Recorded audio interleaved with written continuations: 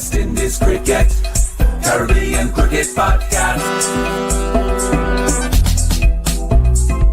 West Indies Cricket, Caribbean Cricket Podcast. In 1981, I said to myself that Sir Vivian Richards was the best player I have ever seen. Welcome to the #1 Caribbean Cricket channel. I am your host, Machel St. Patrick here. Welcome to the Caribbean Cricket Podcast. Santoki's not here. He's traveling the world. And I am back from Northern Ireland with the W.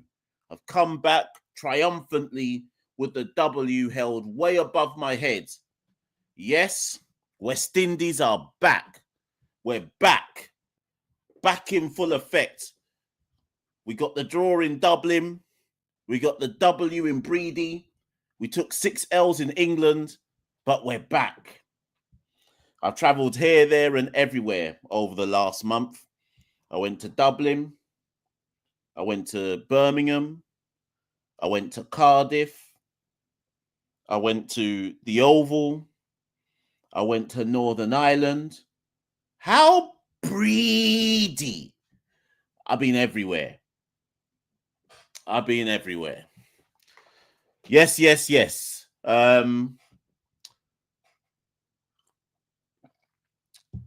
going to talk about today. Oh, this is a quick one.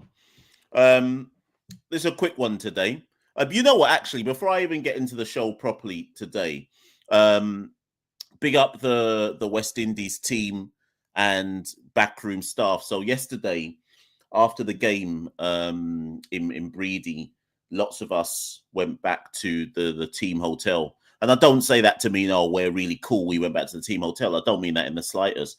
I just mean we just all went back to line. It wasn't like any kind of, oh, you've got special status. That's how it's supposed to be.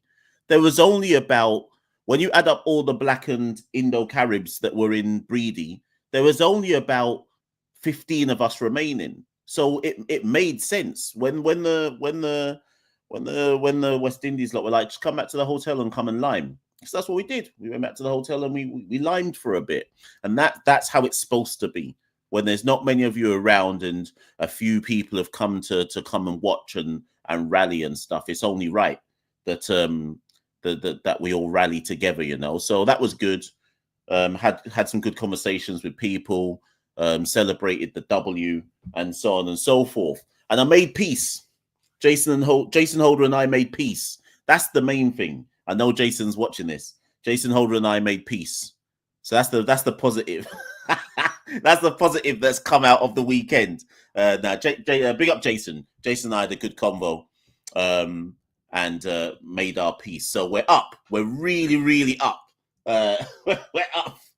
So I said in fairness, Jason said he wants to come on the podcast, but I said to him that I'll wait until I'll wait until he's retired from the game and then he can come on the podcast. But no, on the serious note, Jason and I had a good conversation and peace was made. So yeah, what do we want to talk about today? It's got to be a short one. It's got to be a short one today because I actually do need to go and get ready. I got back late. I got back late from Northern Ireland. And when I got back, I had to do loads and loads of work. So I was umming and ahhing about if I was even going to do this show. So it's straight off to bed after this because I'm tired out here. So big up Rising Bowler. Big up Rising Bowler's dad.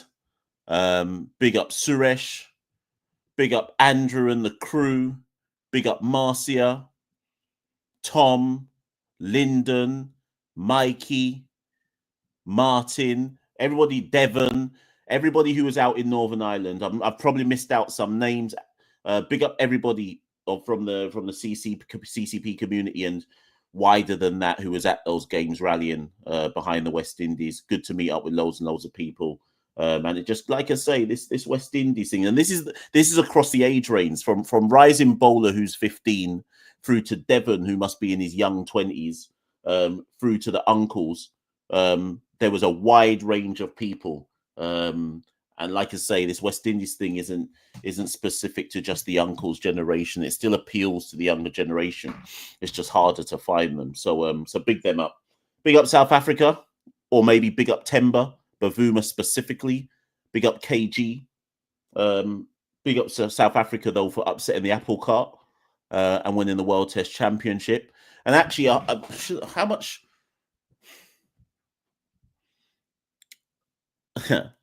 I'm trying to think what I can say. I'm trying to think what information I'm allowed to say. Okay, the person remains nameless. The person remains nameless, but I will just say he'll be watching this, and I think this is the easiest way to say it. So the person remains nameless, but a person said to me last night, Mash, when you said that you will never ever see the West Indies in the World Test Championship final, I took that one personally, and that's cool. That's cool because from speaking to that person, the West Indies backroom and I think wider West Indies think tank actually have they have a plan. They have a plan. I don't think that I'm not saying that plan means that we're going to get to the World Test Championship final. By no means am I trying to say that, but certainly there's a plan of development. Could West Indies ever do what South Africa did? Me personally, no, I don't think so. Not in my lifetime.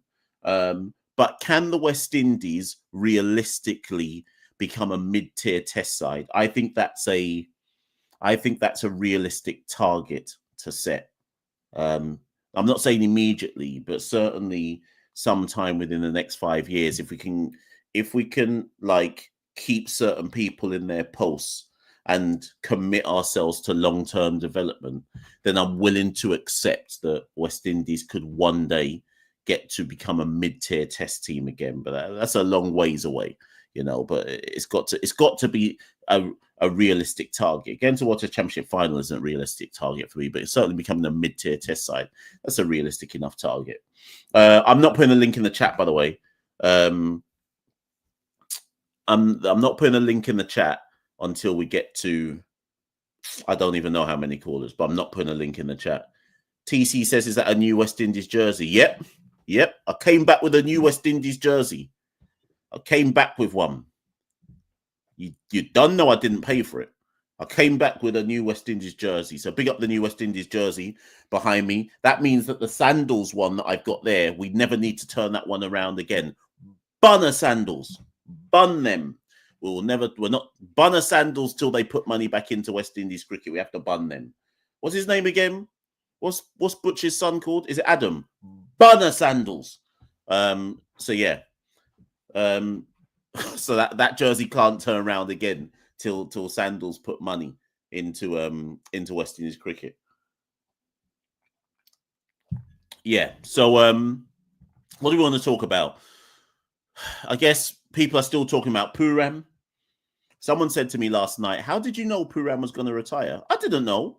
I just predicted that that's what was going to happen. I didn't actually know. It was just, I felt it. I felt it in my loins. That's why Santoki and I did the video. So there's still the Puram fallout. Temba winning the title with South Africa. We won in Northern Ireland. What else is there to talk about? The women beat South Africa women. That series is locked at 1-1. West Indies Academy just beat Sri Lanka emerging team to level that up 1-1 in the second 4-day match. So there's bits. I just watched the video. Wavell Hines is campaigning for something. Is it to be on the sub cricket committee? I don't know what he's campaigning for, but I just saw a video with him. Obviously, if you're Jamaican, I think Wavell Hines is PMP, so it's obviously very political. But in this video that Wavell Hines has dropped, he's basically cussed out Brogod. And if you're not Jamaican, you might not understand. So Brogod is Andrew Holness, Jamaica's Prime Minister. And Babsy is Olivia Grange, who is our sports minister. So Wavell was just cussing them. So not directly, but the implication was he was cussing, saying that the JLP ain't done nothing for cricket in Jamaica. So he's obviously, politics are gone in Jamaica. Things are gone with Wavell. He's obviously looking to position himself into a position of some standing in Jamaica. So there's that going on as well. What else we got to talk about? I don't even know. I nearly drank all my water and I ain't even started to blouse and skirt. Yeah. So, Shane Sullivan says, as a JLP support is not lying. Yeah, we can't. Thing is, this isn't party. This isn't party political for me. As much as I'm Jamaican born and bred. Do you know how many actually? And again, I know everyone who's watching this probably already knows, but actually, let's talk. I need to do a video on diaspora wars. Because where do you lot stand on this? I don't know where everyone's listening from, but where do you lot stand on the diaspora and our relationship with West Indies cricket? Because some people in the Caribbean want to fight down diaspora, and I don't understand why. These times, West Indies should be exploiting us and using us for the money that they can get out of us to help revitalize West Indies cricket. That's my take on it, anyways. But I still think there's a bit of, for some people in the region, I do think there's an us and them mentality when it comes to diaspora. But anyways, that's a sub point of the other point I was going to make. I don't live in Jamaica. My parents live in Jamaica. I'll be back in Jamaica this summer. Go back to Jamaica usually at least every 18 months or so, right? And do you know what's funny? Big up Rowan. So I was speaking to, I think it's Rowan Chambers. Some of you may know him. He travels around the world visiting cricket grounds. He's a Jamaican, he lives in the States, but travels around the world visiting cricket grounds. Big up Rowan. And in fact, have I got his card? Did I keep his card? Did he give it to me? Yeah, here it is. Rowan Chambers Cricket Grounds Tour. You can find him. I'm sure Rowan won't mind me. I'm sure Rowan wants me to even boost him up here. So you can go to YouTube, Cricket Grounds Tour, Instagram, Cricket Grounds Tour, Facebook, Cricket Grounds Tour. He's got a website as well. So Rowan's from Jamaica. So check this out, right? So Rowan saw me and he was like, "Oh yeah, you're the podcast man." So we start talking, and then Rowan, and again, I hope Rowan doesn't mind me saying this. And then Rowan said to me, but like, you're not really Jamaican, you're English. And he didn't mean anything by it when he said that. And I said to him, no, I was born in Jamaica. And he was a bit taken aback. And he said, so when did you go to England? I said, I went to England. My family moved to England when I was a kid. And I said, but I came back to Jamaica to do school. And then he said, what school? I said, I went Walmers. And Rowan was like, what? So Rowan's a Walmerian as well. And I just found it quite interesting because I said to him, there's nothing that unites Jamaicans more than when you find out a man or a woman went to the same school as you. And from there, we started liming off the Walmerian thing and so on and so forth. And I don't even know where my point's really going with this. But I don't know. I just find it weird that some people have me marked down as, because of my accent, I must not know what it's like to live in Jamaica, or I must just be trying to claim Jamaica for no reason. These times I went to school in Jamaica. So I don't know. It's a weird one. It's a weird one for me. What you lot want me to do? Do this? You want me to do this show in Patois, and then I have more legitimacy if I do it in Patois only? I've got to be authentic to myself. This is how I talk on a day-to-day basis. I save the Patois for when I'm with my parents or when I'm with friends in Jamaica. What am I going to do it on this show for? Apart from when I'm running joke and so on and so forth. It don't make no sense. So yeah, one day we need to do a show on all that. So yeah, well, anyways, 150 man in the live and women in the live. Okay, 200. When we get to 200, I'll drop the link. When we get to 200, I'll drop it. Let's look at some questions though that was in the live. TC says, when I lived in Jamaica, they thought I was a foreigner. Yeah, I got called English at school for the whole 2 years of A-levels. I was called English when I was in Jamaica. But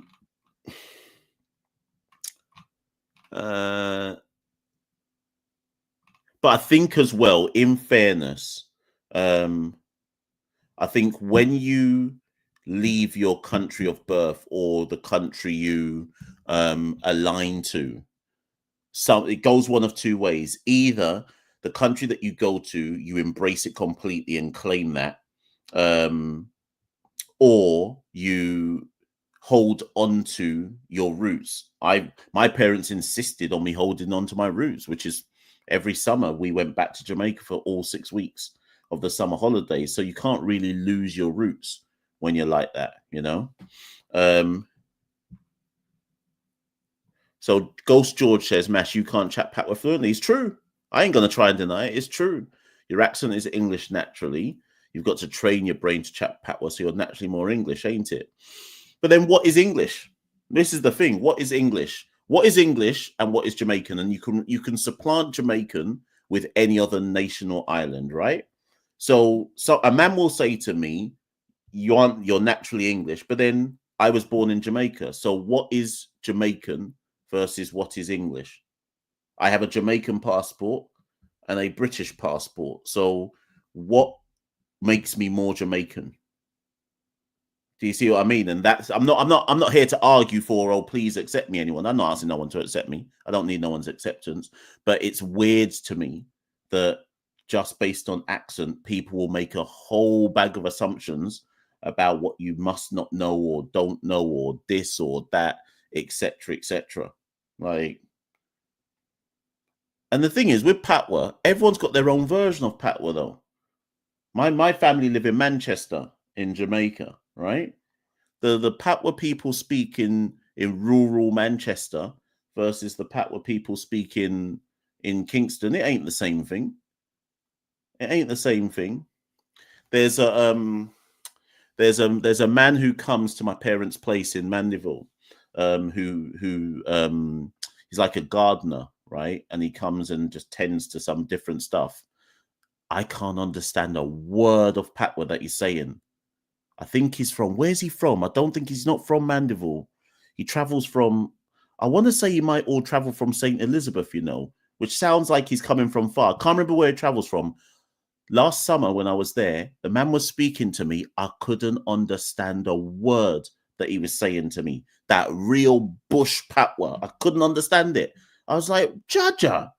I'm just nodding my head going, yeah. Can't understand a word he's saying to me. So with me, I always see with Patois, I'm always like, yeah, but there's different intonations of it depending on where you are. Like Kingston Patois might as well be English. It ain't really Patois. It ain't really Patois. Obviously people are going to get vexed now that I've said that, but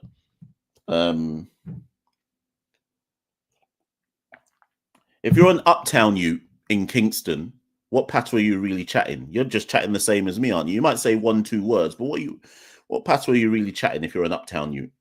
Really and truly. So yeah, and the thing is, we can't make this Jamaican focus because I'm sure there's an equivalent for the different islands and nations that people would say, whether Barbados, Antigua, Grenada. So Suresh, who's one of the guys who was in Northern Ireland with us, he's Grenadian, and I said to him when he was telling me about his Grenadian history, I said to him, "But you don't sound like Andre Fletcher, who's the most famous Grenadian that I know for in the cricketing sense."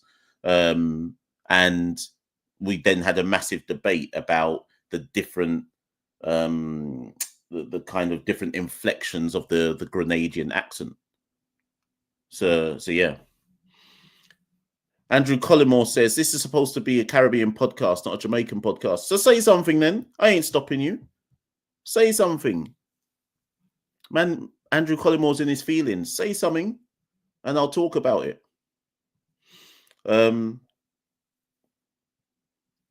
This is a different conversation. Of all the Caribbean nations, who's got the hardest accent to understand?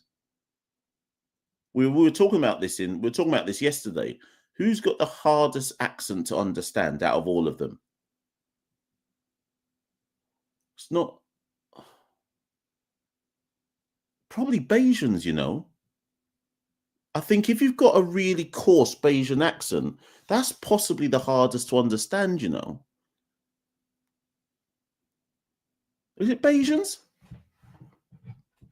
Might be the Bajans, you know. They might win it in terms of having... There's some Guyanese. If you've got that really strong Guyanese one, it can be hard as well, I guess. But I don't know. I would say on the whole... on the whole... On the whole, I reckon it might be Bayesians, though.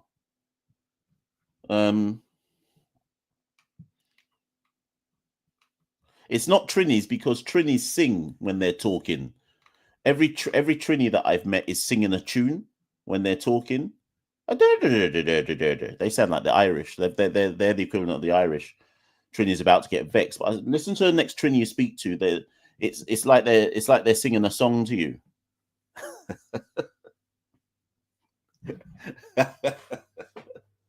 I'm waiting for the Trinis to get vexed now in the comment section.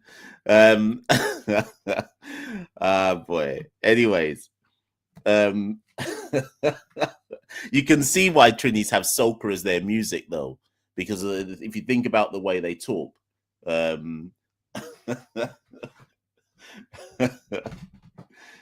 Wait, so TC says the Trini accent is called sing-song accent. I never said that. Right, okay. Right, let's just put the link. Let's put the link in the chat. Oh boy. Let me. Where is the link, anyways? Right. Let me just sell. There's a couple of super chats before I put the link in. So Mike Legend S says, keep up the good work, Mash. I'm terribly dismayed at the progress of Shamar Joseph. He needs another start tolling down to reset IPL side. Yeah, there's something to be said about this. I think I mentioned it very briefly in a recent video about Shamar, and I kind of said right at the end of the video, has Shamar gone backwards? And when I said it, as soon as I said it, I was like, is that harsh? He obviously can't have gone backwards, but I just don't think he's gone forwards. But what I can't tell with Shamar is that due to the injuries? So like he's just not had a consistent amount of miles in his legs. Like every time he gets some miles in his legs, it seems to be that we hear he's got some injury woes or something like that. And I guess if you're just not regularly putting in the work, and I don't mean that in the sense of he's lazy, but if you can't regularly get out on the field, like, because to me, like when everyone's like, oh, he's been bowling in the nets in IPL and he's their best nets bowler, I'm like, yeah, I hear that, but nets bowling isn't the same as being match fit, right? And I just look at Shamar Joseph and go, how much cricket has he actually played since Australia? And I think like when he came to England last year, he came in injured, never really looked like he had any rhythm. So he was down on form in England. I think he would have gone on to play CPL after that for Amazon Warriors. He was all right. Wasn't anything special. What did we have after England? Did we have South Africa after that? He took the 5 for at Providence. So it's kind of like, it feels like it's a bit like snakes and ladders with Shamar. So every few months or so, maybe 4 or 5 months or so, there'll be a performance that reminds you, oh yeah, that's why we're investing in Shamar. And then he'll go quiet or he'll get injured and you'll be like, so what's going on with Shamar? Then he's off to IPL, don't play no matches. I think he might have played 1-2 matches in the recent first class championship for Guyana. And I think, but then in Shamar's defense, are we holding him up to a higher metric than we should be? I mean, the man debuted in his first test series and laying down Australia and bowled us to a famous victory. So are people holding Shamar Joseph up there when actually, if he'd just come in normally like the average bowler, would we still be saying, he's not really progressed? Do you see what I mean? So I don't know. I mean, it's going to be interesting to see with the Australia Test Series now coming up in the Caribbean. Did Shamar look dangerous against South Africa A? I mean, that's up for debate. Obviously, Sammy wants Alzarri Joseph. I don't even know. You would assume against Australia that the first three that get a goal, you would assume, without us knowing what's going on in the nets and in camp, you would assume that it's going to be Alzarri Joseph, Shamar Joseph, Jaden Seals, Jamel Warrican. You would assume that's your 4 bowlers, right? And then Justin Graves and Roston Chase will be your supplementary bowlers. You assume that that's what's going to be the team that goes against Australia in the first test. However, if Anderson Phillip was to look good in camp and look good in the nets, and so good that they're like, boy, we need to play Anderson Phillip in this first test, who's more likely to miss out, Alzarri Joseph or Shamar Joseph? Is it going to be based purely on what we see in the camps, who's looking fresh, who's looking good, or is it based on seniority and expectations, in which case Anderson Phillip wouldn't play? I don't know, but we'll see. It's certainly a big series for Shamar, because I think some West Indies fans are going to look at Shamar Joseph and unnecessarily expect him to then just bowl down Australia a second time. So I don't know, man. I don't know. Yeah, I can show comments on the screen. I completely forgot about that. Mike then goes on to say it's Bajans have the hardest accent to understand in the Caribbean by a long shot. I wouldn't say it's completely not understandable, but if we're gonna pick people, I can see why people put Bajans at the top. And then lastly from Mike, Mike says that Shamar looked very ordinary against South Africa A. Yeah, from what I saw, he looked like he needed miles in his legs. So yeah, Sachin says, I think we need to deep the fact that Australia will undoubtedly laying us down. Yeah, yeah. And actually, let's talk on that. If we get to 200, I might put the link in the chat. Where this show's ending at 11 o'clock regardless. So even if it means that I put the link in the chat with 5 minutes to go, we're still ending at 11 o'clock. People think you're calling in. Hey, listen, I just come back from Northern Ireland, you know. Yeah, let's be realistic. I'm going to drop a video on this. Thing is, I shouldn't say what I'm going to drop a video on, because then all those other Caribbean channels are going to do the same video that I said I'm going to do the video on. So let me be quiet. In 1972, Larry Constantine, he said, anyways, you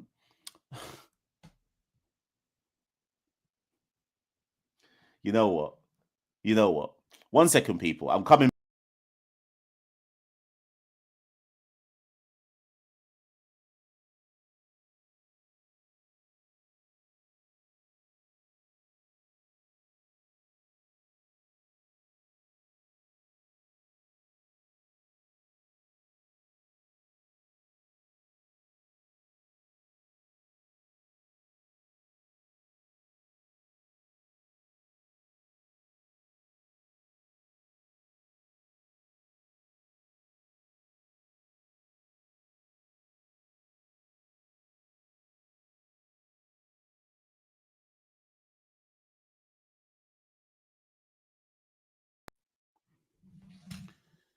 In 1981, I remember a time when Colin Croft bowled down Australia.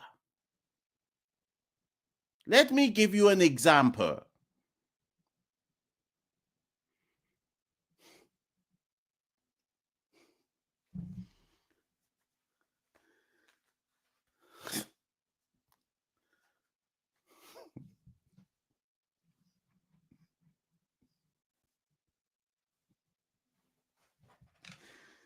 Ah, boy. Are you not going to take me?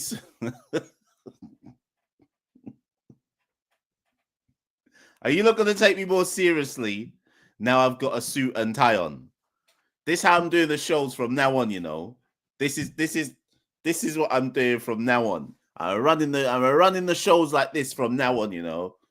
Like this. This is me from now on. Oh, let me just do it my jacket. Yes. Uh-huh.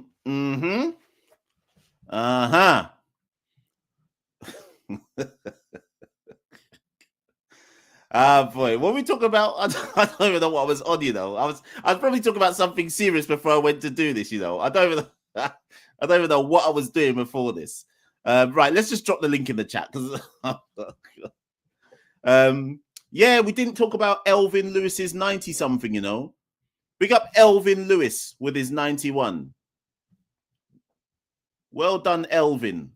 TC says. TC says I'm gonna get stoned at Sabina. Well, thing is, you have to laugh. Yeah. Okay. Right. Let me put the link in the chat because I've had enough. I've had enough. Right. Yeah, we should bring up Carty as well. Do you know what? So I was speaking to Rising Bowler. I was speaking to Rising Bowler at the airport on the way back today, or maybe it was before we left for the airport. And I was saying to Rising Bowler and his dad that it was weird because obviously Carty scored 49 from 22, and watching it live, he almost did it without anybody noticing. Like, I think I forgot. Granted, I was drinking Guyanese rum, right? But I think I forgot that Carty was even there. So when a lot of the sixes were happening, I just assumed, oh, that's Holder or it's Romario Shepherd or whatever. Completely forgot that Carty was there to the end. So big up Casey Carty. Yeah, good knock. Good knock. Let's put the link in the chat. Have I got the link in the thing? Right, okay. It's going to be interesting because obviously Carty is in the test squad, and it's going to be really interesting to see how they fit Carty, King, and Hope in. So again, we don't know what's going to happen in camp. I think there's 16 people in the squad. So when I was looking at it, my gut feeling is that the test, like, this is before Sammy's had a chance to see everyone in camp and so on and so forth. My gut feeling is that the first test will be Craig, John Campbell,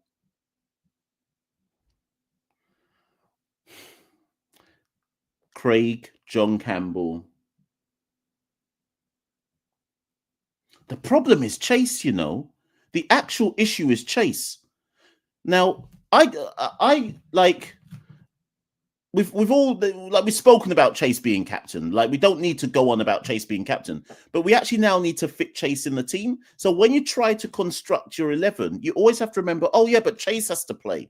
And then when you remember that Chase has to play, you're like, so where's everybody else playing? So once you have, the struggle is fitting Chase in first. So Chase is going to bat at 5. That's clear. Chase is going to be at 5. So that means there's only... Graves is going to bat 6. That's also clear because he's a seeming all-rounder. Chase bats 5. Graves bats 6. I think they're going to drop Imlach for Hope. I think Hope's going to bat 7. That's my personal view. Or Hope might bat 6 and Chase or Graves might bat after Hope. But either way, I think Hope's playing instead of Imlach. People say, but Imlach's a better keeper. I don't care about that. I think Hope's going to play instead of Imlach. Which means that, what am I missing? 3 and 4. Which means that Carty would be 3 and King possibly 4. That's what I suspect is going to happen. And the thing is, if you go back and watch my archive episode, was I not the said Santoki and I did an episode? It's in the archives. Santoki and I did an episode where we said, remember, Hope came back for 1 match for Barbados in the 4-day championship and he kept wicket. And Santoki and I did an episode where we said the only reason Hope would have played this game and kept wicket is if he's had a conversation with Daren Sammy. Go back and watch it. I'm not making it up. Go back and watch the episode from like round 4, whatever round he played, round 4 or round 5, and watch the review video we did of round 4 or round 5, whichever round it was. And both of us said Sammy will have told Hope to come back and play 1 game and do it as a wicket keeper. I'm telling you, if Hope's in this West Indies squad, he's coming in as a wicket keeper. I'm fairly certain that's what's going to happen. Whether Imlach should be dropped or not, well, that's probably harsh, but oh well, whatever. They already dropped what's his face? Athanase and Hodge. There's no friends out here. And this is what we need to do in West Indies cricket, by the way. We've got to get to this. We've got to be ruthless. We can't be carrying man just averaging 25 and everyone's making excuses going, but you got to give them time. No, you got to be ruthless out here. We got here because we aren't ruthless. So, anywho, let's move. Django got dropped. Yeah, but Django, yeah, I've seen people cussing about that, but I ain't bothered about that either. Like, whatever, let him take the 1 test and wheel and come again. The only talking points was Josh Da Silva. And even that, you could make an argument for why Josh isn't there, and Roach. However, I got some bad boy information on Roach. So what can I say here without... Roach isn't injured. Let me clear that up first and foremost, because I saw on a few places here and there suggesting that Roach is injured. I can categorically confirm that Roach is not injured. What can I say? What am I allowed to say? Roach was not selected. Okay, this is all I'll say, and then you lot can go and do the research yourself. Study Roach's numbers and stats in the last 2 years. This isn't my opinion, by the way. If it's me, I'd still have Roach in the squad. So don't try and say this is me saying this. I'd still have him in the squad. Study Roach's numbers and stats for the last 2 years, maybe 2.5, whatever, and then come back and say, is there an argument to say that he shouldn't be there? Now, what I will then say is this. At what point do you look at a decline? Okay. At what point do you look at a 36-year-old and say they're on the down? I think we can all accept that Roach is on the downward trend of his career. That doesn't mean he's bad. Don't mistranslate my words. I think we can all accept that Roach is on the downward trend of his career. So at what point in a professional's career do you have that conversation and say, actually, you're starting to have a downward slide. And this is a 2-year cycle, and we've got to start building for the future. I'm not saying that that's what I'd be doing. I'm just trying to give the context of as to what point do you say, but this is a 2-year cycle. So to add a bit more to it, do you see Roach still playing in 2027? If the answer to that question is no, then why play him now?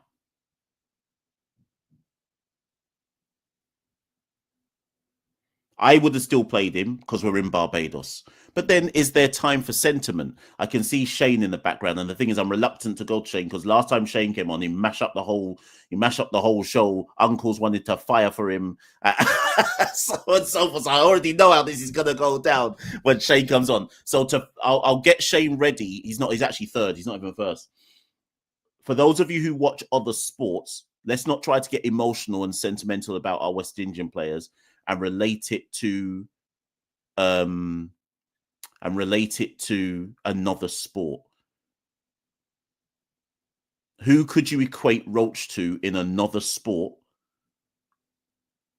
and say, well, boy, we might need to kind of move on a bit now? I don't know if there is an equivalent, but I'm just saying. Anyways, all I know is whatever the reasoning was, if they've not picked him now, say there's an injury. Let's say somebody pulls up now before the first test. Aren't they going to go to Roach straight away? So that's my only kind of concern with it, that once you make a decision as bold as this, it's like the Jimmy Anderson thing, right? Once you make a decision as bold as this, so what happens now when there's injuries? Let's say Alzarri pulls up. Okay, Anderson Phillip comes in, but let's say there's 2 injuries. Then what are you going to do? You're not going to Johan Lane. Surely not. You'd call back Kemar Roach, wouldn't you? So that means you're not ready to move on past Kemar Roach. Or are you saying that, nah, Roach, your time is done, full stop? And if that is what they're saying, then they need to honour him at Barbados. So Cheeseman says Roach's bowling average in 2024 was 20.7, and he bowled 6 overs in Pakistan in 2025. Where is the decline? Right. Let me just, before I know people are waiting, but let me just go pull my stats, please, before I come for Cheeseman and say, Cheeseman, where were the performances? Let me just go and pull my own stats, people. Because True say this isn't my argument, you know. But then here's the joke. I remember that. Hold on a minute. Here's the joke. I remember the same people saying last year we should drop Roach. Hold on a minute. Wait, what's going on? Do you not remember last year I did a show? A man were coming for me saying we need to drop Roach. And Santoki and I were defending Roach, saying he needs to play. Now man are turning round full circle and telling me Roach. Nah, wait a minute. Cheeseman had me under pressure for a second and then I suddenly remembered. You lot were the ones saying drop Roach a year ago. And now people fighting for Roach. Similar with Josh Da Silva. Loads of you lot were saying drop Josh Da Silva, and now you're fighting for Josh Da Silva. Nah, consistency. Greedy guys. Let me just see anyways. Performance. Okay, so 2024. Let me just get the performances. 2024 Roach. Right, so here we go, people. In 2023... Roach played 5 test matches and averaged 40 with the ball. Okay, so in 2023, he averaged 40 with the ball in 5 test matches. In 2024, he averaged 21 with the ball in 5 matches. Okay, and those 5 matches were 2 away in Australia and 3 at home. Sorry, 1 at home against South Africa. And then the 2 at home against Bangladesh. I mean, I don't know. So 40 in 2023, 21 in 2024. And then, like, obviously, he bowled a few overs in Pakistan. Anyways, I said Roach should be there, so I don't even know why I'm trying to... Let me move on anyways. Let me move on. Jamandi, you're on first. Let me move on. Cheeseman says there's no decline. Was there a decline in 2023 though, when he averaged 40 in 5 test matches? Was that a decline? Because I remember people saying drop him after that. So, anyways, Slider needs to be in my squad. That's all I know. Jamandi, let's bring Jamandi on, people. Oh, remember, people, I'm timing you lot though, you know, because some of you lot wanna stay on longer than a cricket forum story. In 1976. Right, let me bring on Jamandi. Yes, Jamandi, how you doing? Hey, good afternoon, man. I'm fine, man. How are you? I'm good, thank you. Good. It's been a while since I've been on, man. Yeah, for real. I think you were trying to get on last week though, and it went on for ages. Yeah, that's too long, man. That was too long. I bust it.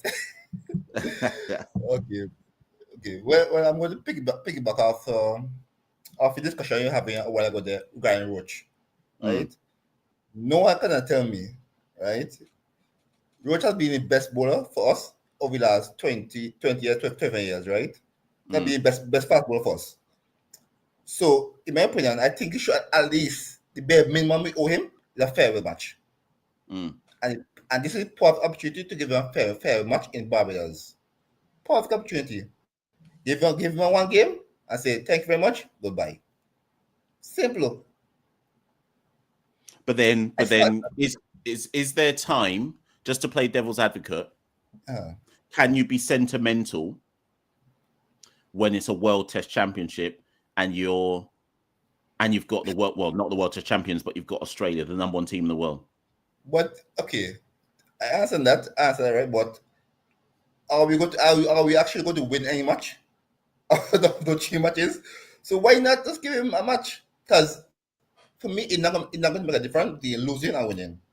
If Roach plays, we still going to lose. If he ain't play, we still going to lose. So in my opinion, I'll give him a match because he have earned that through his dedication. Where everybody else left, got to IPL, got to this league, that league. He stayed with West Indies through thick and thin and give his effort, his blood, sweat, and tears for the game. So I think at least he deserves a fair match. I think at least we could give him, to be honest. So then what would you do if... So then how do you utilize Roach? Because it goes back to... And like I say, I too would actually have Roach in the squad. So all I'm doing is playing devil's advocate just because I should, right? Let's say now you have Roach in a test match squad.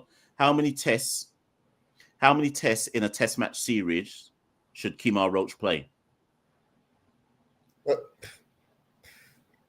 me personally, like I said, it would just be the one in Barbados, right? Because if I was Sammy and I was coach, I would have a conversation with Roach and tell him, look, we don't expect you to be playing next 2 years or even next year, right? Because of your age and what's not, or those kind of things. We don't foresee that. So we want to look to the future.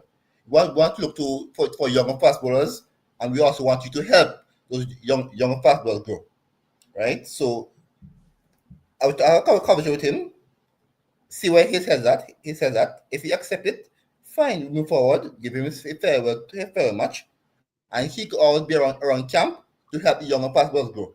For example, he could help Shamar Joseph grow as well. Because as I was listening earlier, Shamar Joseph, he haven't really gone backwards, but he have stagnated. We haven't progressed where we were expecting to be by now. So maybe Roach could use the experience and help him grow. So I'll keep going around. Yeah. But here's the next question. Roach was given a player coach role last year. He's still not in the squad to do the coaching part. So what does that say then? Maybe he didn't accept it.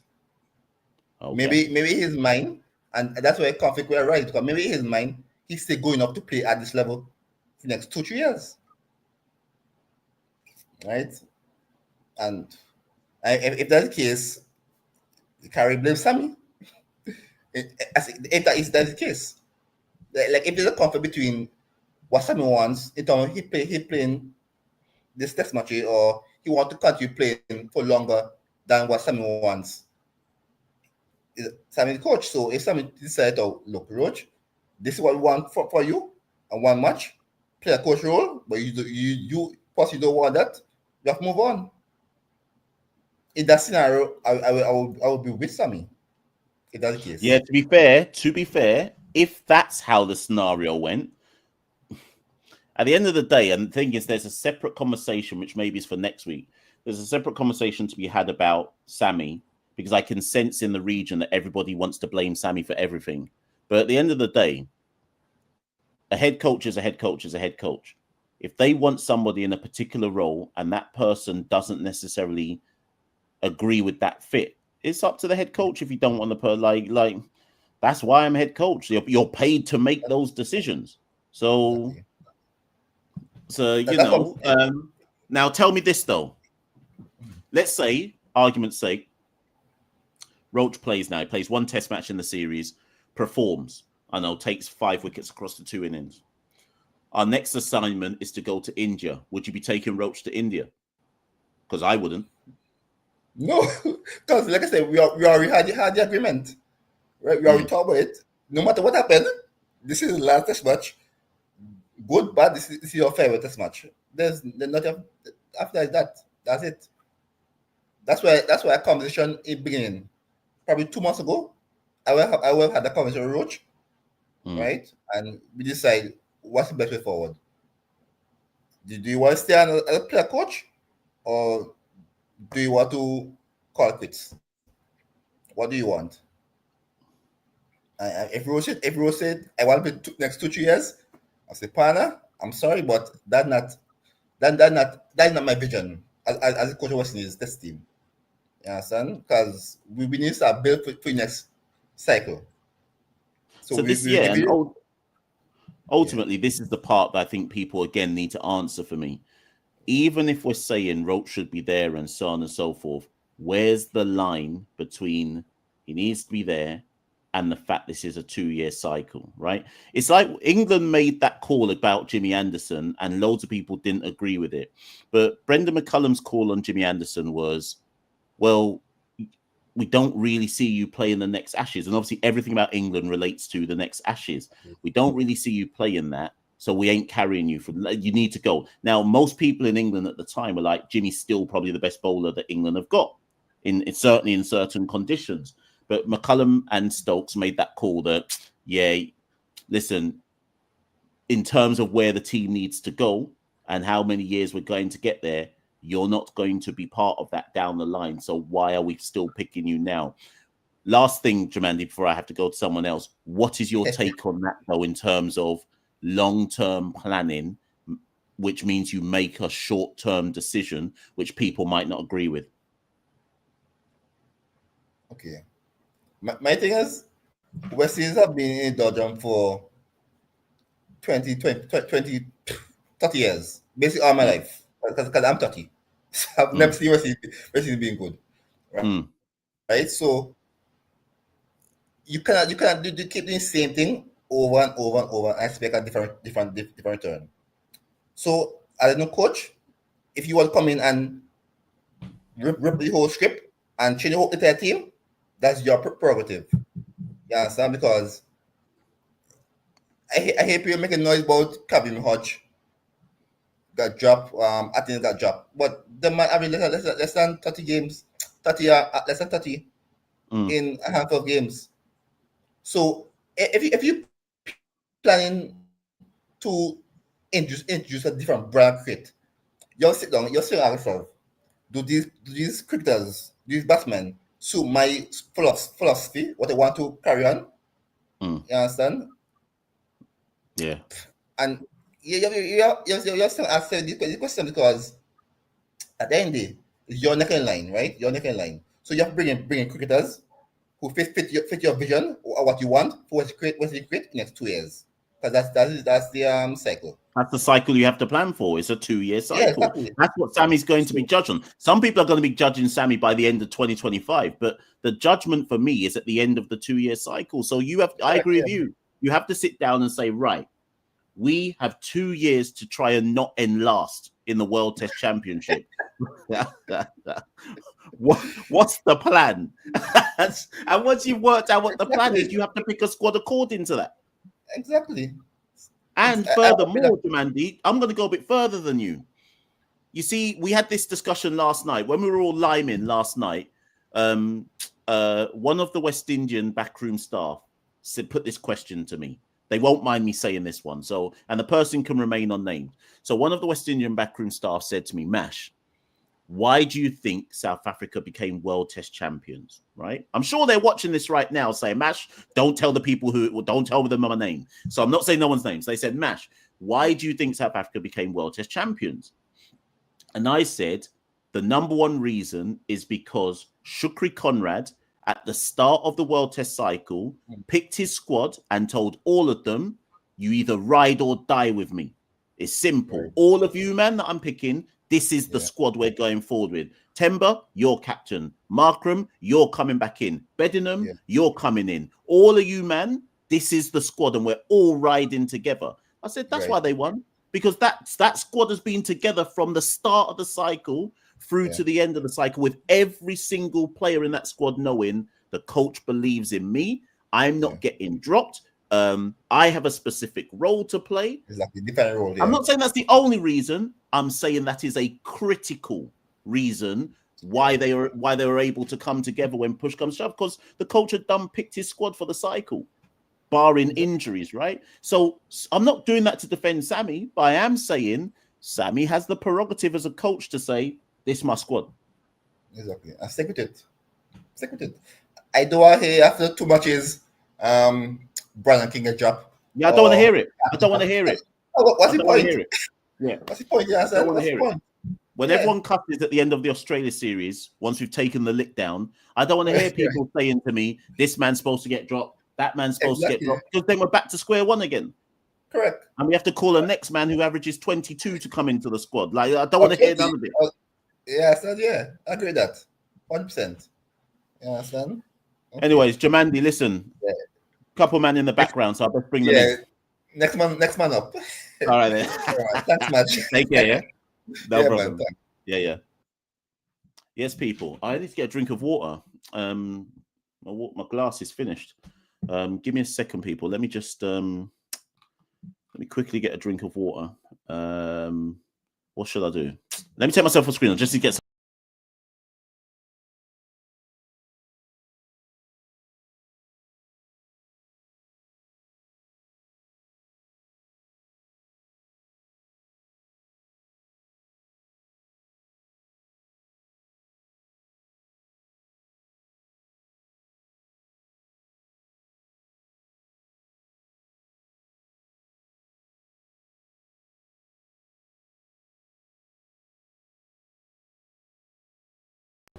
I'm back. Protocol, we have 100 strap. Right, okay. You see Skeng. So Skeng, if I'm not mistaken, is Skeng Guyanese? Or is he lives in America, right? Skeng. I swear Skeng is Guyanese. Yeah, Skeng's Guyanese, right? He's a yard man. Is he? Someone told me he was Guyanese, you know.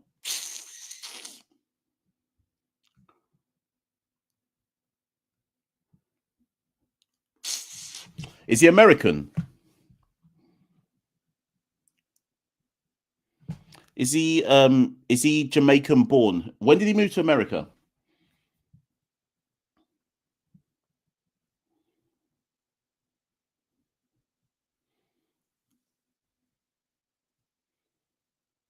Hold on, let me look this up. You lot thought I was John.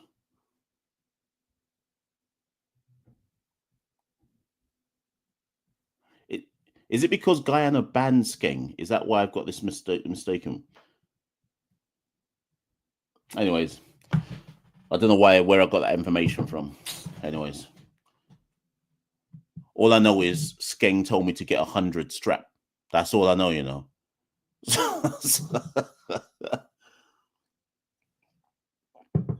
Right. It's from Spanish Town. Okay. Spanish Town.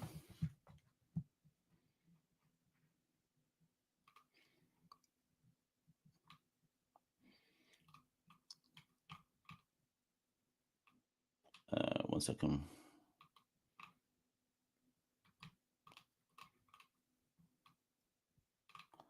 Hold on. Sorry, we're still having the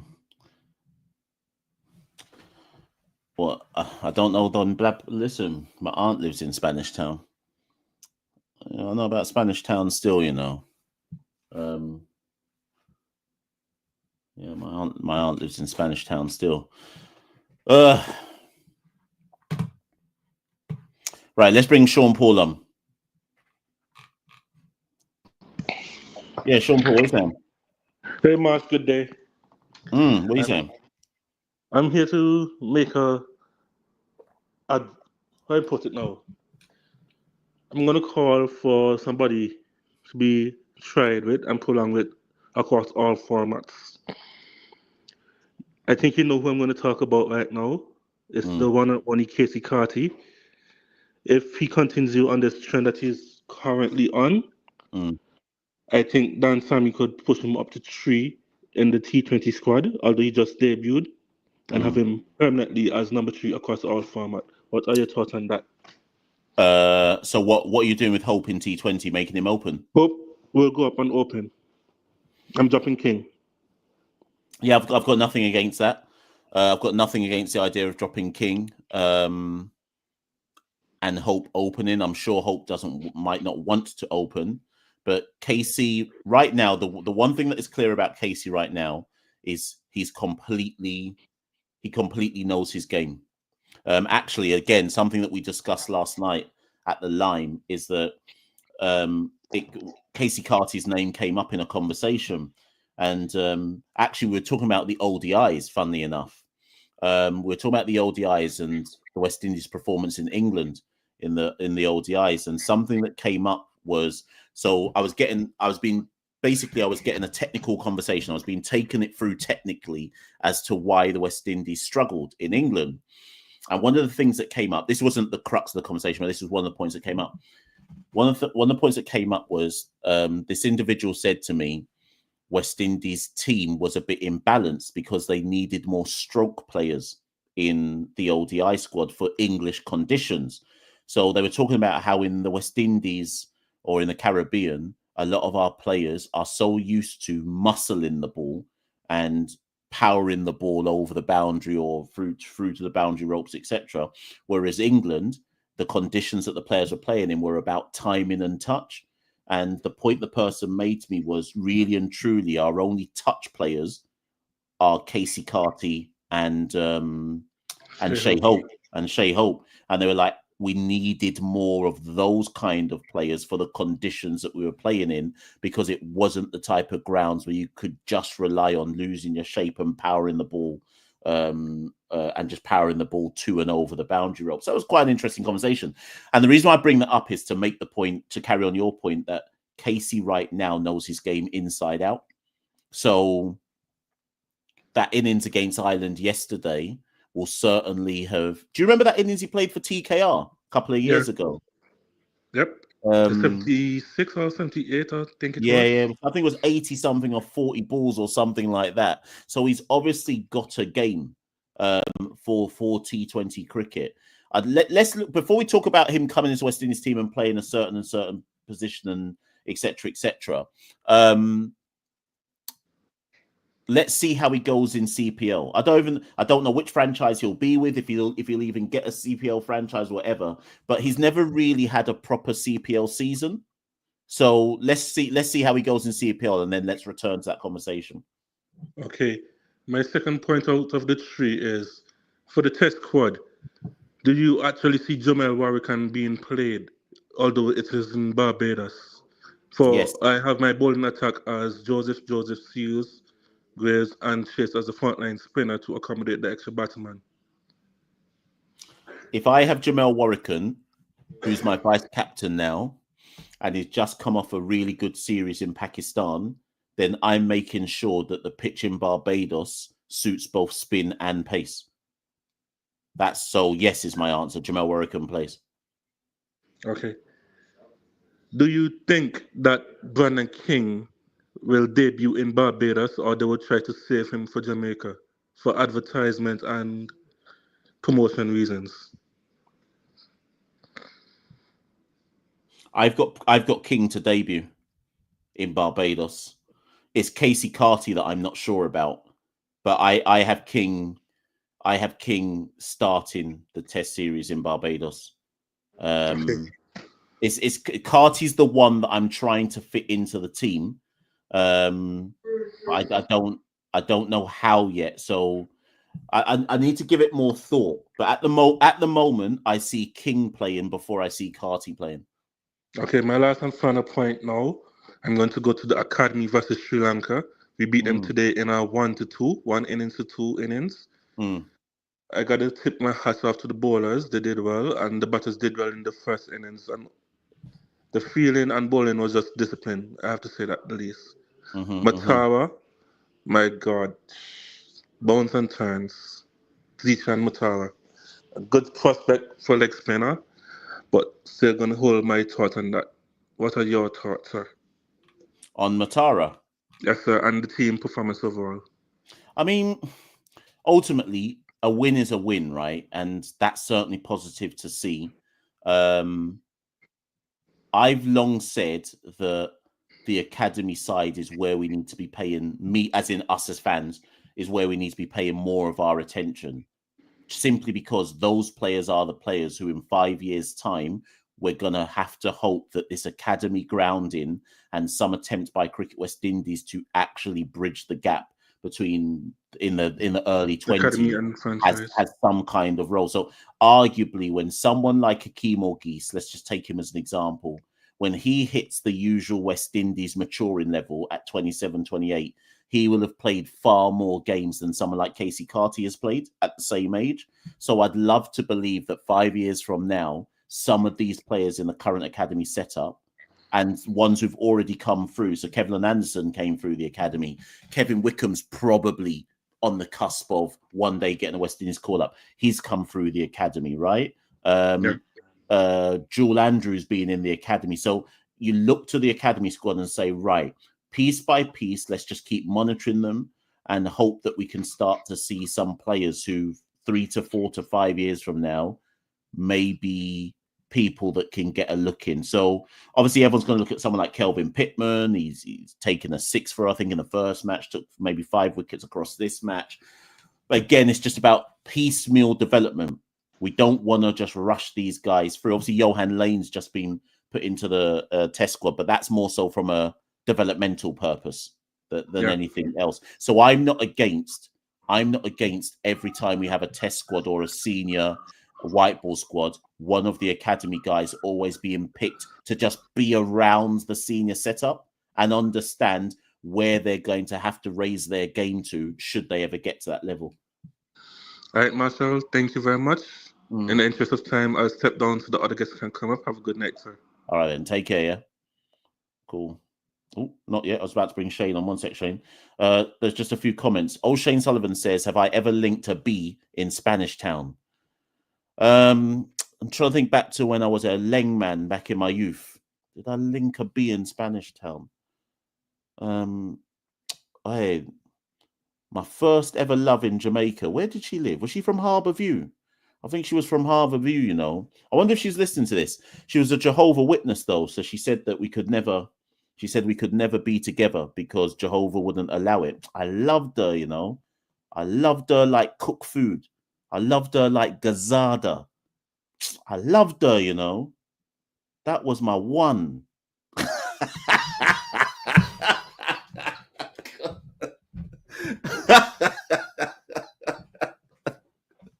Oh God, let me go to Shane because I've got no behavior out here. Right, let me bring Shane up. Yes, Shane. Oh, you're on mute, Shane. Let me unmute you 1 second. You have to unmute yourself. That is hilarious, bro. Yo, what I'm gonna do, I'm gonna give you a chance because every time I come on your channel, yeah, I get bare DM people messaging me. One time in the comment section, people asking for my address. I'm like, yo, what is that?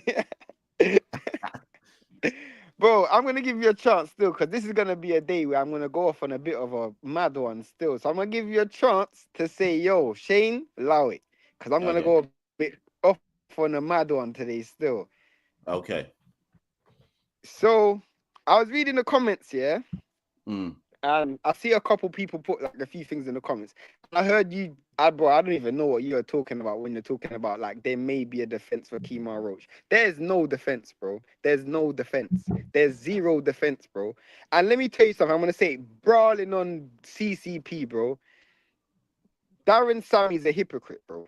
He's a hypocrite because this is a man.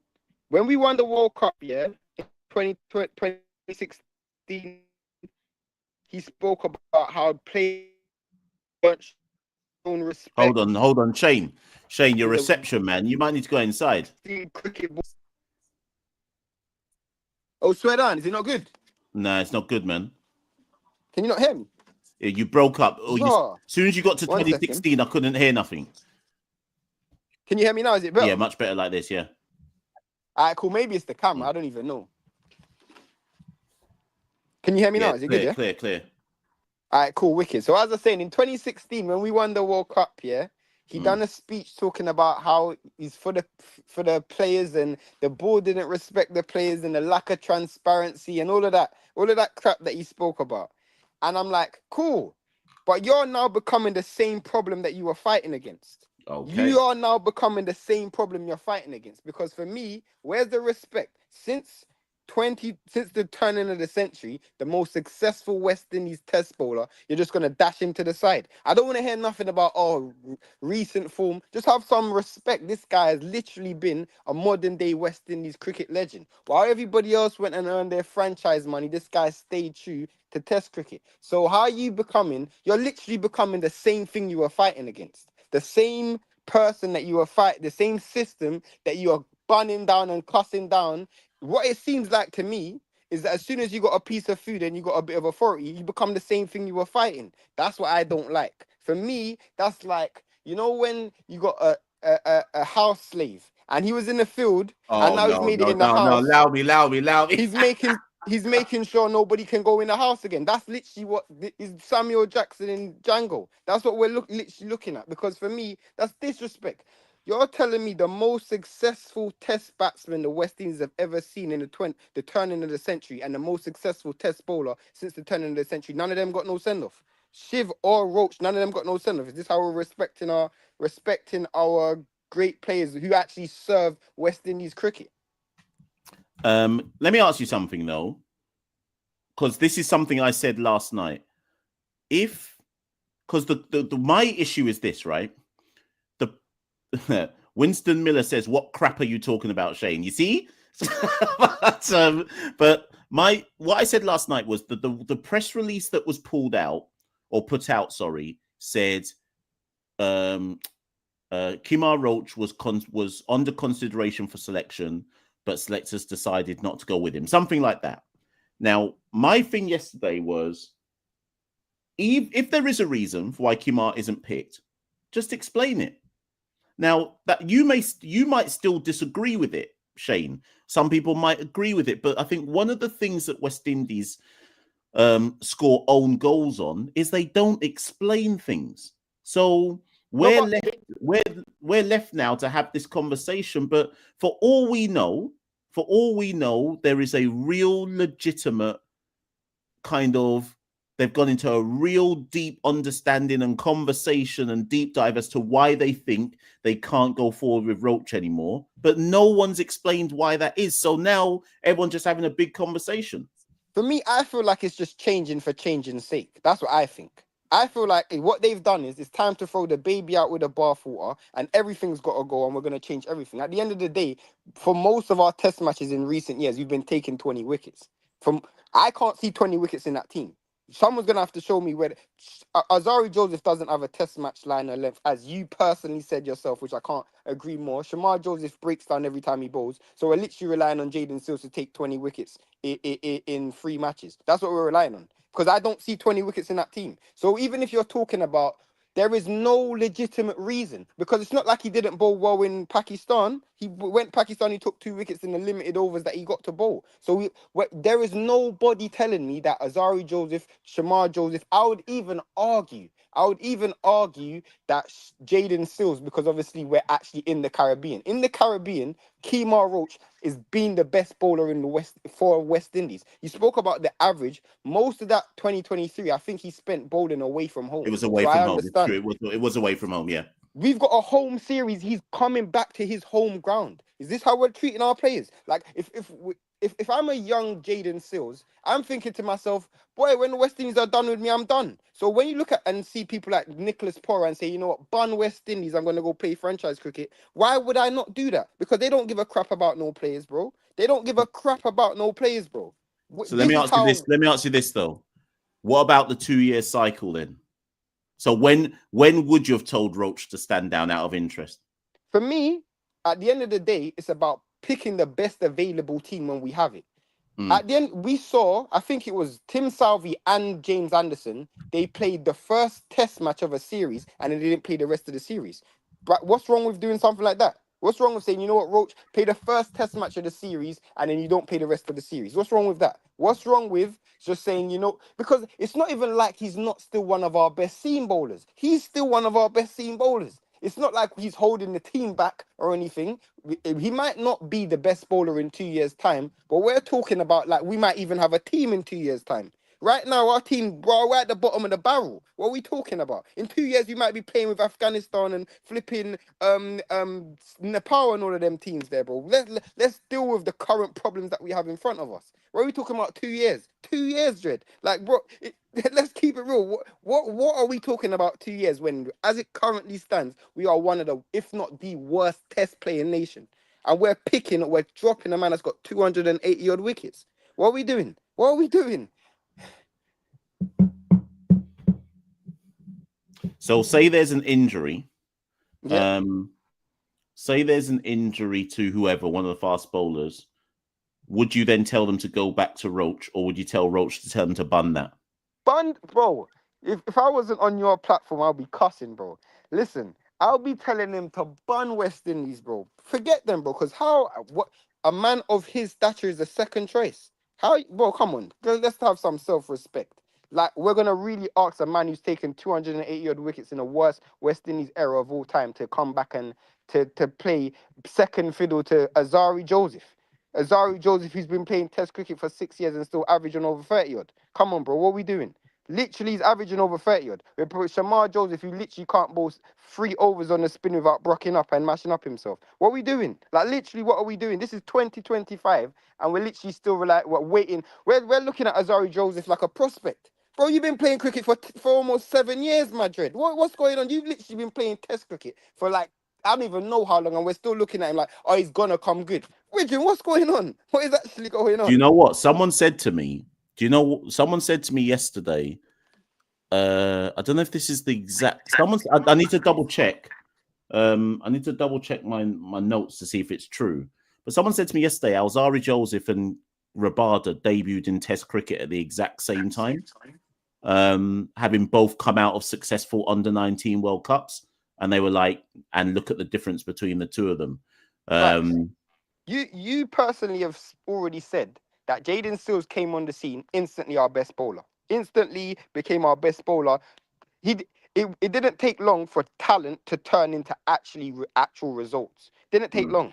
Why are we still waiting for results in Test match cricket? But this is the thing. I genuinely believe like Daren Sammy is making changes just for change's sake. Because let's keep it real. Who even asked for Alzarri Joseph to come back in the Test team? I don't even remember that conversation being had. I don't even remember that. That I agree with. That part I agree with. Nobody, apart from if you're Antiguan, no one was asking for Alzarri Joseph to come back to I don't even think Joseph was asking to come back in the team. So that much I agree with. I completely have to agree with that. And to the point where, Shay, when I saw Alzarri's name there, I was actually shocked his name was even there. So literally. Bro, I remember you said, yeah, and I love watching your channel. I watch your channel all the time. Sometimes I don't jump on all the time, but I love watching your channel. I remember you said one of the things he expects, yeah, is you spoke about us taking 20 wickets. On your channel, Big CCP, don't lie. Do you see 20 wickets in that team? Do you see 20, in your opinion, do you see 20 wickets in that team? Okay. I want to say yes. But the problem is the answer is actually no, because none of us know what Alzarri and Shamar Joseph are going to do. And because whereas with Roach and Seals, if it was Roach and Seals, you'd probably be confident enough to say, well, between them, they're going to take some wickets.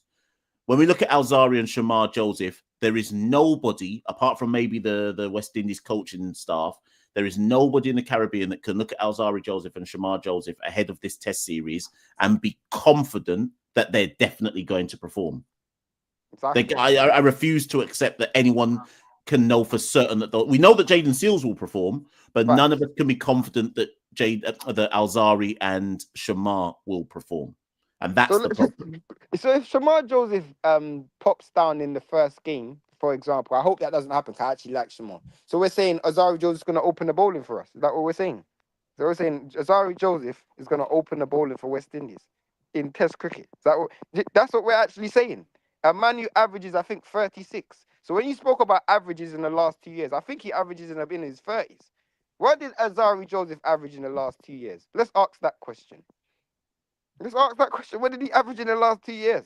No. You know what, Jane? You know what? Because remember, when the Test squad was announced, I think I did that video saying, or the last video we did on the Test squad, I said the only talking point for me in this whole Test squad is where is Kemar Roach. So I've deliberately played devil's advocate on this live show, but I have to be honest, I'm in agreement with you.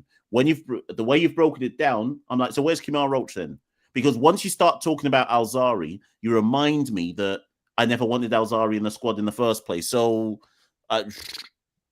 they must be super confident that Alzarri's got to return to form in Test cricket, you know. They must be so confident. Return to form? What form are we talking about, bro? What year in Test cricket are we saying he's going to return? Nah. Don't do Alzarri like that. Let me try and find some stats for Alzarri. Hold on a minute. What year are we talking about, my bro? Hold on. No, there must be some stats for Alzarri. Didn't he took some wickets against Bangladesh in that home series last year? Did he play? Oh yeah, he did. He did. Let me go look at Alzarri again. Give me 1 second. So, in fairness, okay, in Alzarri's defense, listen to this. 2022, Alzarri played 7 Test matches and took 27 wickets at 31. 2023, he played 6 Test matches and took 18 wickets at 32. And 2024, he played 7 Test matches and took 26 wickets at 34. I'm not saying it's amazing, but it's not bad. It's just average. It's not better than Roach though. If I'm Yeah, well, dropping right, Roach, yeah. if I'm dropping Roach, I remember. You definitely would remember. Do you remember when England came to West Indies the last time and they didn't bring Broad and Anderson and they brought this young bowling lineup? Yeah. And I remember the England commentators was like, "How do you drop?" I think it was 1,000 wickets. How do you drop 1,000 wickets? If you're gonna drop 1,000 wickets, you have to make sure whoever's coming in is better than what you have. And every single person who's cussing me now or cussing me when this goes up later, please chat to me when this series is done, when we get beaten by our innings in all 3 games. When we get beaten by our innings in all 3 games, Nah, before Shane, we you're can out of take order. 20 No, wickets. hold on. You're even more critical than I would. I would be. Nah, But I promise you, the thing is, I always thought our bowling lineup was good. That was the only thing that I could say that was successful about our team. We had a solid bowling lineup, but because we had Jaden Sills and an experienced Kemar Roach, even if he doesn't take wickets, he's going to give you discipline. And with the new ball, he's really good. And in West Indies, he's amazing. We don't have that. So we've thrown our badness out, like in terms of Afanase, Hodge, and all of the bad batsmen. We threw them out, but we also threw the good out. So now I can only see us regressing. I can't see progress. There is no person that can tell me that that team is better than what we had that went Pakistan. No one can tell me that because that bowling lineup does not take 20 wickets. And I can't tell you the last time West Indies won a game with the bat. do you see the batting lineup being able to get more than 250 runs though? It might. We're guessing though, aren't we? We are guessing. guessing. We're guessing. I mean, I don't know. I live in a different life where I'm not gonna gamble, but boy, we were seeing it. I don't even want to take up too much time. I just wanted to vent. But what was I gonna say? Listen. Oh, go on. Yeah, say the last point. Go on. No, go on. Go on. Say what you're gonna say. I want to wrap it up. I was just gonna wrap up first, and I'll come to it. I was gonna say, to be honest with you, I ain't been on your channel in a long time. Most of the people in the comment section scare me, innit? No, I'm joking. I ain't been on your channel in a long time. I'm always watching, though. I'm always watching, so big up. Listen, people, if again, I always say it when Shane comes on, although my YouTube, man. So people, if you want to find Shane, again, I always make sure I promote Shane when he comes on. You can find Shane at Only Facts Sports, people. Him and Nick, Only Facts Sports. Their channel is growing. If you're a boxing fan, Man United fan, football fan, Arsenal fan, that's the channel to go and watch. Can't lie. Look, we're launching a new channel. We literally had a video a couple of weeks ago. Oh, snap. We're launching a new channel that's got nothing to do with sports, but it's about like just talking about mad controversial topics. Hey, listen, I saw you do that video on the AFTV girl. Yeah. I saw you do it. Next thing I saw like 60,000 views or something. Yeah, so, bro. It was yeah. So because of that, yeah, Nick's decided, yeah, we're gonna have a whole new channel just talking about controversial stuff. So yeah, just stay tuned, man. But thanks for having me, bro. Big respect, no worries. Listen, people, if you like Shane and you like what he goes on about, go search him. Only Facts Sports. Watch their latest video on what they're moving on to do as well. And big up Shane and big respect, bro. Love. Yeah, take care. Yeah, nice. Yes, people. I'll put it into the chat for Shane because I don't know if Shane will write it because I don't know if he's logged straight off. So if you go to Only Facts Sports, people. I spelt it wrong. If you go to Only Facts Sports, you can find Shane on there. So I subscribe to their channel, people, because I love the content that Shane and Nick do on boxing. Obviously, they're both like Shane's a Man United fan, Nick's an Arsenal fan. Obviously, I'm a Bromley fan, so that part I kind of just watch just for fun. But the boxing stuff, listen, no better boxing channel on YouTube than those two talking boxing. So yeah, go pre that, people. Go subscribe and do your thing. Yes, so last call of the night is Fireball, and then we're locking this off. I think we got to 300 at one point. The washing machine. Oh, I didn't even tell you, lot. The last live show, I did a washing machine cycle. I didn't even tell you, lot, whilst the show was going on. You see, when the show ended, I went out to go and hang up the clothes. The washing machine had flooded the whole room, cuz water everywhere. I'm not talking a little piece of water. I'm talking about flooding the whole room. I had to stay up till 2:30 in the morning mopping up the floor. The Lord is testing me, you know. The Lord is testing me. Ever since I created CCP, the Lord has been testing me. No gal, 50-year-old men in my DMs, West Indies losing, house getting mashed up. A man crashed into my front wall last week as well. The Lord's testing me, you know. The Lord's testing me. Man messaging me saying you can't get a bad B in Spanish Town. Fam, it's long out here. In 1977, I remember. Anyways, last caller of the evening is Fireball. Fireball gets the last bit of the evening, and then I can go to my bed. We will agree to disagree. Right, Fireball. Yeah, Mash. Before I make all my main points, right?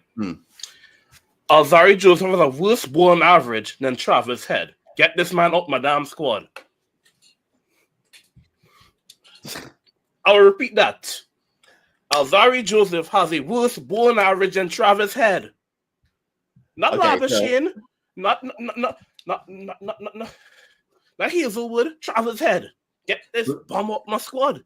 So let me ask you something. Yeah. Why do you think Alzarri Joseph is back in the test squad?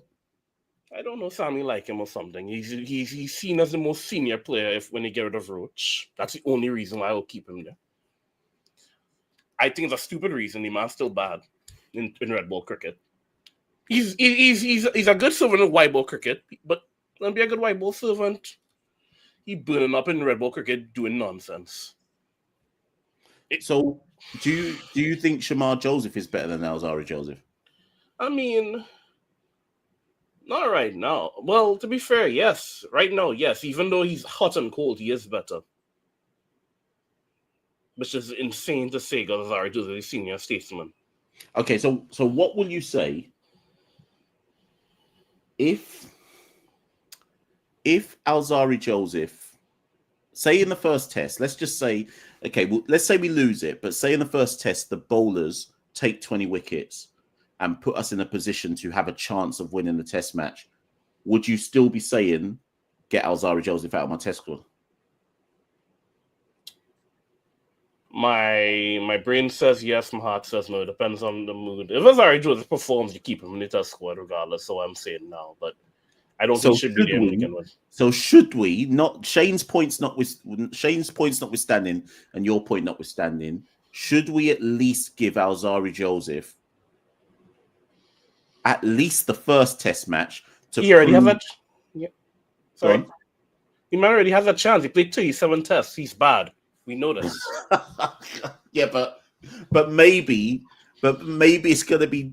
The thing is, those numbers I read out, they aren't as bad as you would have thought.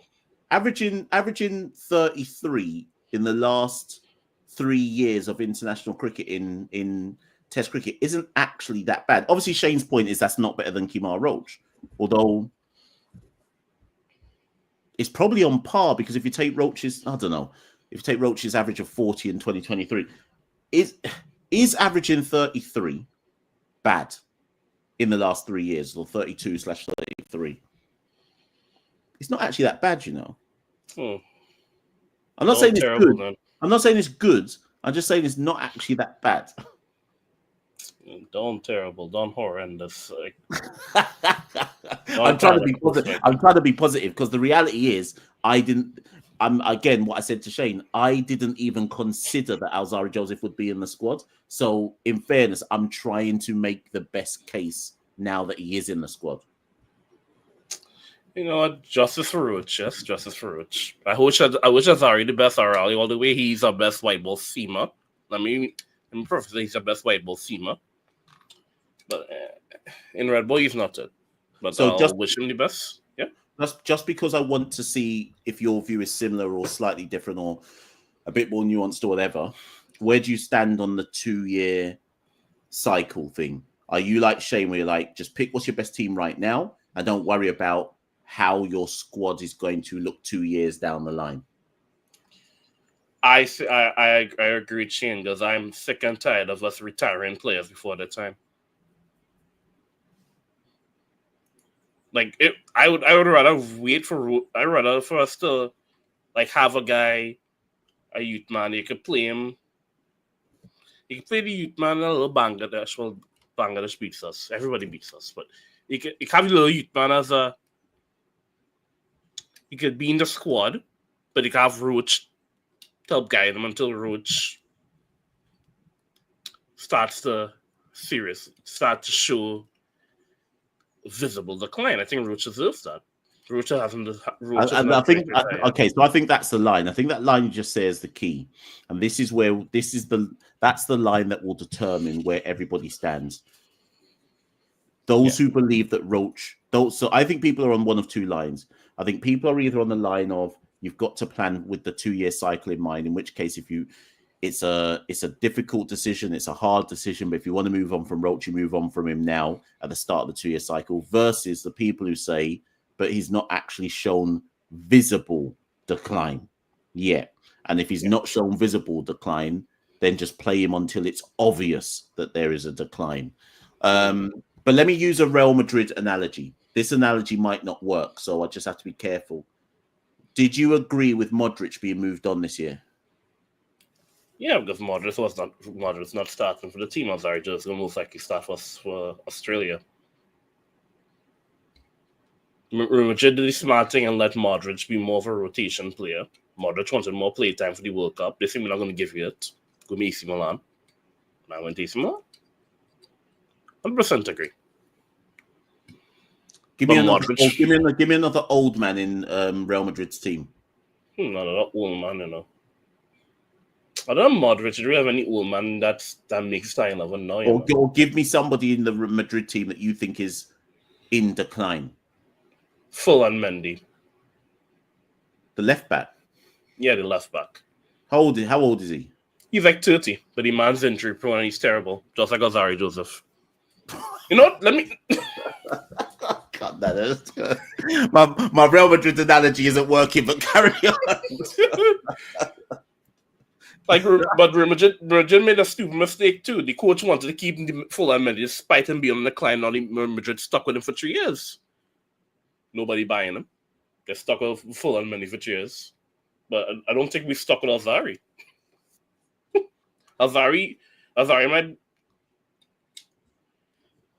Alzarri could play white ball cricket. Unlike Mendy, Alzarri has some use. He's our best white ball seamer. We don't give him a fat 3-year contract for him to sit down on. The man still gets a central contract. No, but Alzarri's got a West Indies. He's contracted, right? Yeah. So, Kemar Roach he's a player. He's on a player coach contract. So is there also an element of you have to use your contracted players?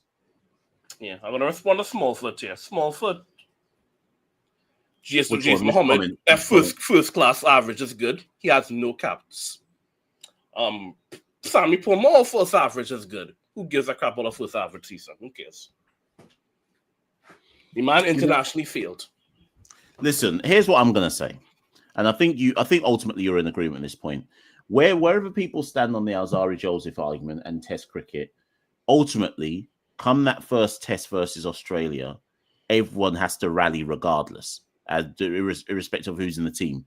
But I guess the issue will be is that if they struggle in that first Test, like Australia are smarting from losing the World Test Championship final to South Africa, you best believe Australia are coming for us in the Caribbean to reassert dominance, much less we drew 1-1 with them in 2024. So they have to come and reassert the dominance. What is okay, so let me fast forward. What is an acceptable performance versus Australia? Forget the series, just in that first Test. For you to not cuss at the end of it, what is an acceptable performance? Not lose by an innings.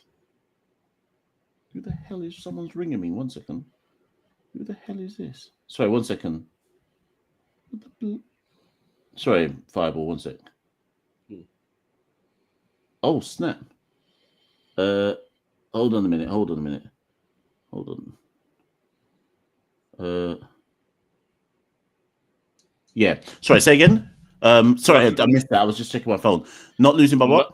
Not losing by innings. I'm not gonna have my expectations high. I expect men like Seals to get licks. If we lost the first test to Australia in Barbados by anything from 8 wickets downwards, you would say, okay, fair enough. Yeah, fair enough. Me expecting us to do anything better, and that is a fool's errand. If we do anything better, bus parade, we dancing again. We're gonna give men all the riches in the Caribbean. But don't lose by innings. Don't make them bat twice. Let's asking that. Let's make them bat twice.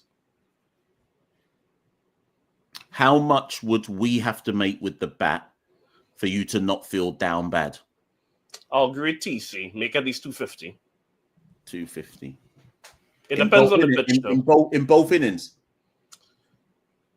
At least one innings. At least one. Don't make under 150 in any innings. That's all I'm asking. I'm being very, very gracious.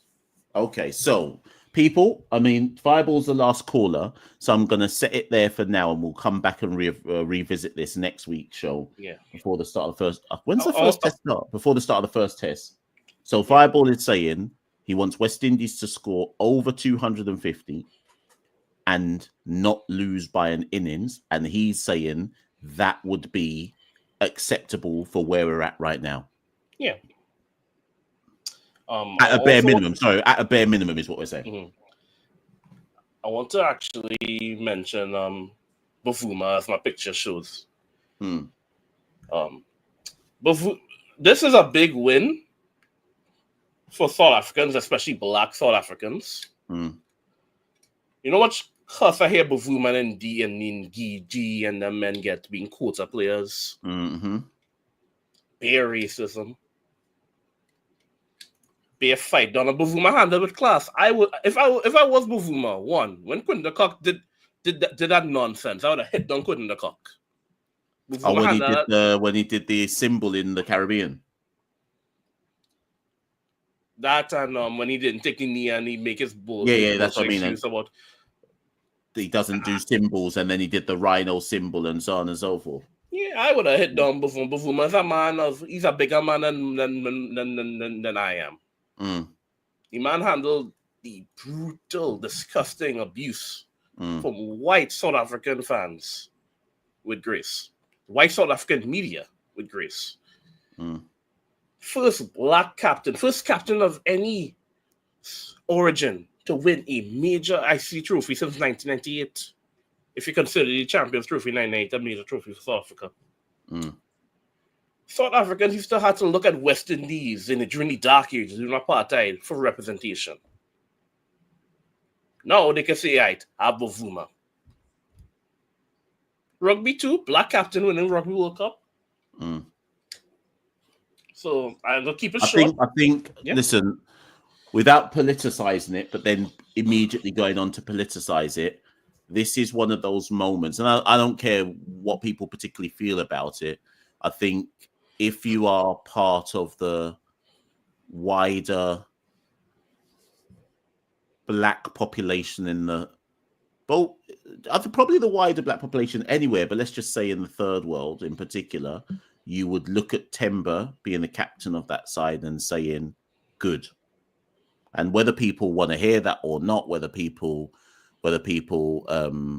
like that comment or not, that's it. Even whether Temba likes it or not, some things in life are bigger than that particular trophy and that particular moment, and the symbolism of it is huge. I remember there was a tweet once where I think it was me and Santoki, but we tweeted about Temba a couple of years back, basically bigging him up, saying, boy, this man does get cussed, and he would walk into our West Indies team with his average easily and be our best batter. And bare South Africans came into my mention saying he's no good and this and he shouldn't be in our team and da-da-da-da. And I was like, rah, these men really don't like it. They really don't like the man.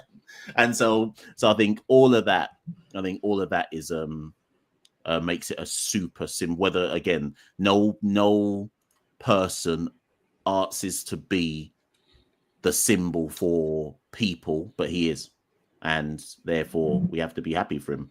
And then by extension, the wider South African team, obviously, but for Temba, for what he's had to go through and what he's had to carry, we have to be happy. Yes, we have to elevate and we have to lift up and we have to say congratulations. Yeah, congratulations. So, more power to him. Yeah. More power to him, man. Listen, Fireball. Yeah, it's quarter to midnight, so I might call it there. You know. Yeah, man. Yeah, take care. Yes. Thank you very much for calling in, though. Yeah, no problem. All right, cool. Always lovely to be here. Yes. Okay, people, that's the last caller of the day. Take the hat off. Gemini on my phone. I didn't even put Gemini on my phone, and it's just going off. Right, listen, people, I'm out here. Of course, I'm tired, cuz. In 1957, on the tour of England, Sir Frank Worrell hit a beautiful cover drive to the elation of the West Indian fans. To the tour of England. We will agree to disagree. My name is Machel St. Patrick Hewitt, host of the number 2 channel in the Caribbean, in North America, and dare I say it, South America. Santoki's back from North Africa soon, so look out for that. I'm going to my bed, cuz. My following around of the West Indies team is over. Back to my day job. Let me back off the suit. Why am I still chatting? Listen, peace, people. See you all very, very soon. More content coming. Like the video, share the video, subscribe. All of that. See you all very, very soon. Caribbean Cricket Podcast. We out. Peace. West Indies Cricket, Caribbean Cricket Podcast.